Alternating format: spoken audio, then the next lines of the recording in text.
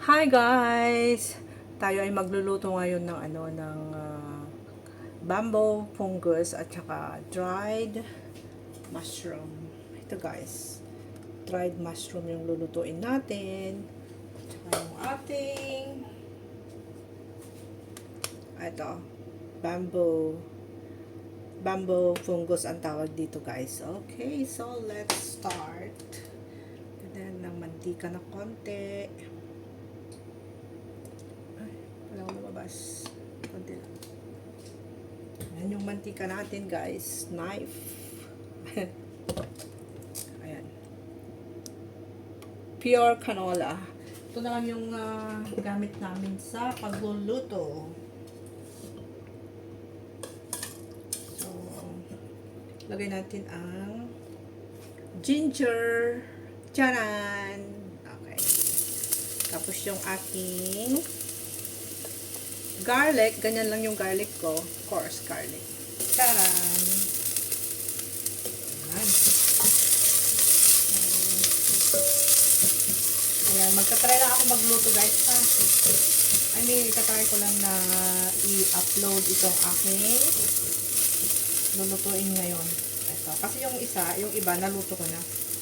So, ganito lang yung gusto nila sa garlic guys. Yung coarse. Ang gisa. Ayan. So, igisa-gisa muna natin hanggang sa nagigisa muna tayo hanggang sa siya mag-brown. Para lalabas yung kanyang aroma. So, ganyan siya guys. Gisa-gisa. Gisa-gisa lang ang lola. Tapos, slow fire natin ng konti. Ayan. Ayan yung mga lulutuin. Ipapakita ko muna sa inyo. Yan. So, siyempre magluluto ako ganyan siya. Para makita rin.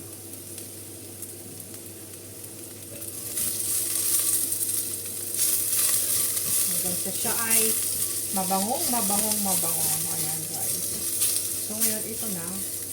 Lumalabas na yung aroma ng garlic at saka yung ginger natin. Ihulog natin isa-isa ang ating mushroom. Taran!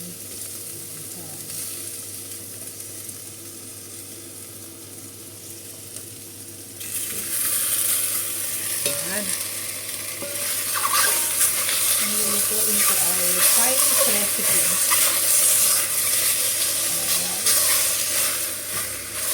Ayan muna natin maluto ng konti. Para dumikit yung amoy ng garlic at saka ginger sa mushroom natin. So, yan muna guys. Kayaan muna natin dyan.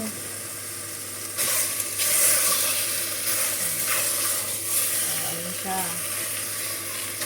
Ilupain natin ng konti. Hindi natin na dyan siya na haluin ko siya kasi baka mamaya masunog siya. Masira yung aking recipe. Masira yung kagandahan ng aking recipe. Ito ay nahulog. Ay nasunog.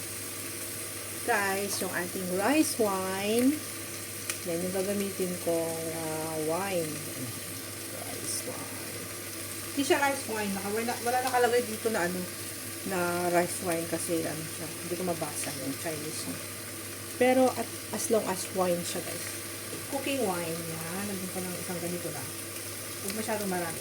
Kasi nga baka mamaya yun na lang yung naamoy nila. So, ayan. Nilagyan na natin yung wine. Haluin ulit natin para na-spread yung lasa ng wine.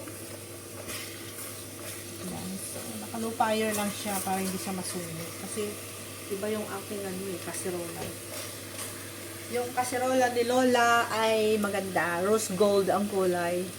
Yan, special yan guys. Special yung aking kasirola. Transparent siya. Ito yung kanyang cover. Ayan guys. Yeah, ganda na. Di ba ang ganda?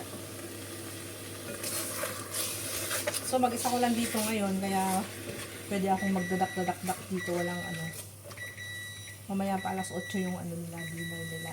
Ayan. So, okay na siya. Na-absorb na yung wine. Alright. And ito naman ay ilalagyan natin ng oyster sauce. Ay, may sa oyster sauce ko guys. Bumukas ko eh. So, lagyan natin ng konting oyster sauce. Oyster sauce. Ayan, yung pampaluto natin guys. Oyster sauce na likom ki. Ayan. Yummy yan. So, tanggahin ko lang. Hindi ko na 80 tablespoon pa. Ganyan-ganyan lang natin. Yan. Yung katamtaman lang muna. Kasi baka mamaya is maalat siya. So, dagdagan na lang natin ulit mamaya yung oyster sauce niya. Kasi yung oyster sauce is medyo maalat-alat kasi yung oyster sauce guys. Pag masyadong madami. So, ano lang siya. So, yan. May konti lang siya. So, ito, ilas ko nang ilagay ito mamaya. Kasi mabilis lang maluto ito. Yung bamboo fungus. Fungus as in F-U-N-G-U-S fungus.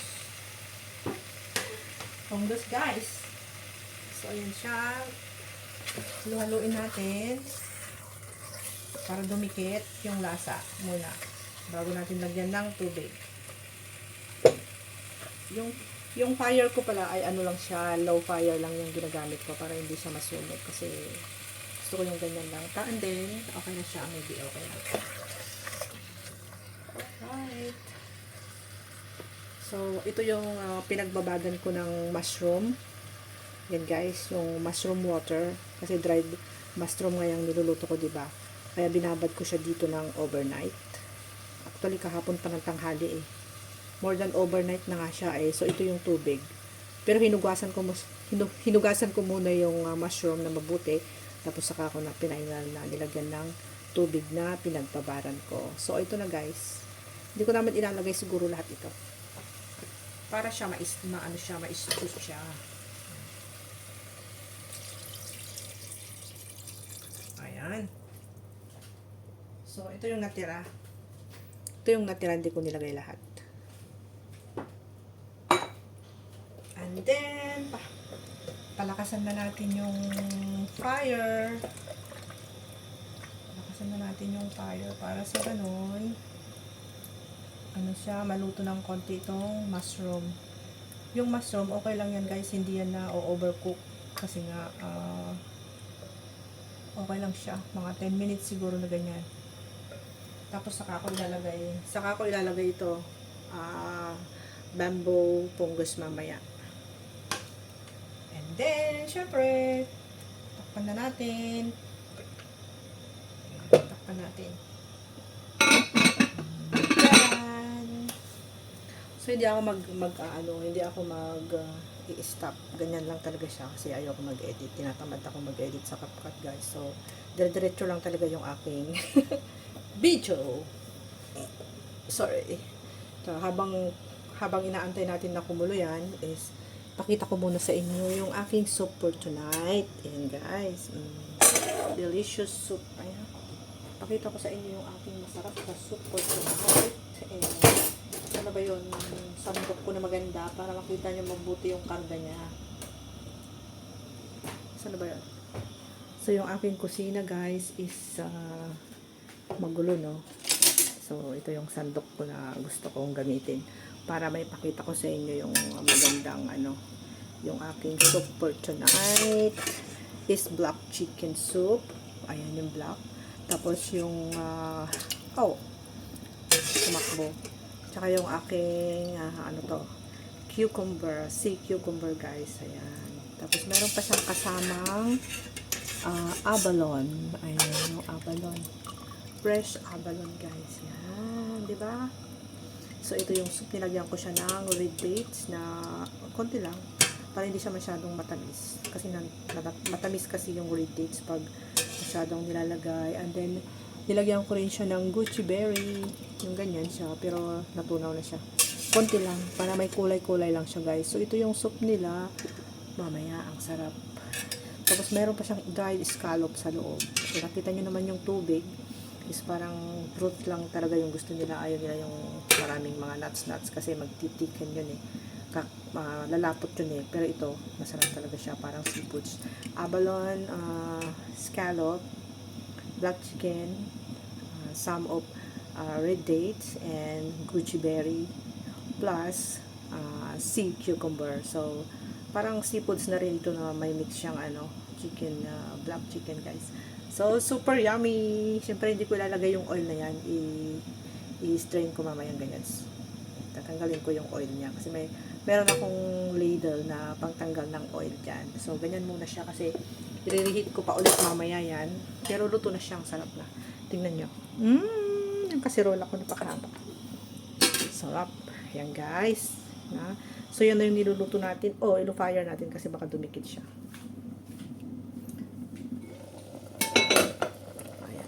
Ayan. Medyo dumikit-dikit na nga. Ayan guys. Siya. Low fire lang talaga siya. Right. So, yung aking in-slice, pinakbit pa pala kami ng kapatid ko daw. Sabi niya, gusto daw niya ng pinakbit guys. So, naka-slice na ako ng karne. Maliliit lang na pork belly. Ito naman yung aking beef with radish. I-reheat ko mamaya yan guys. Transfer ko lang dyan. So, i-reheat natin mamaya para hindi siya dry. Tignan napakalambot na niya yan. Yun yung sauce niya. Stew beef with radish siya. Dyan muna siya, nananahimik siya.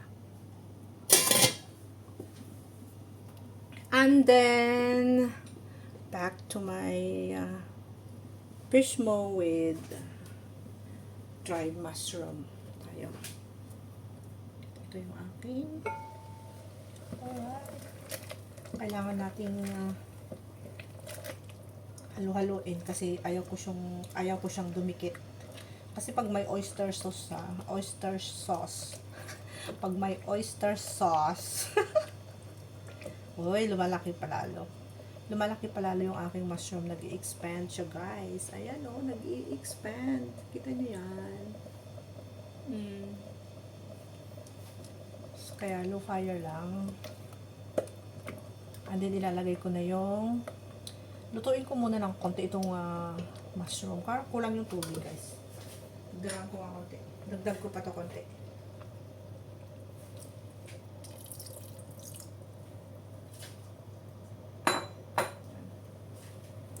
And takpan lang natin.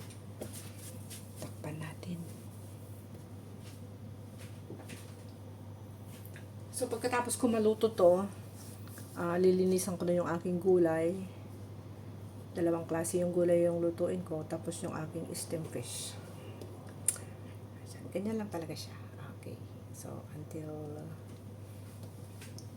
kasi pag hindi mo masyadong lutuin hindi mo tagalan ng konting lutuin yung mushroom, yung lasa is hindi kakapit sa mushroom, di ba? So, kailangan i-boil lang natin ng low fire para hindi siya masunog. Kasi once na meron siyang oyster sauce dyan, yung oyster sauce niya kasi may may sugary. Medyo matamis-tamis na maalat-alat yun eh. Kaya ayoko siyang masira, ayoko yung may bakas-bakas na dumikit dyan. Na itim-itim. Ayaw ko yung ganun pag ako'y nagluluto. Kaya, more on, gagamit muna tayo ng low fire. And then, pag malapit na yan, saka natin i-high fire ng konti. Ayan guys, ang aking niluluto ngayon.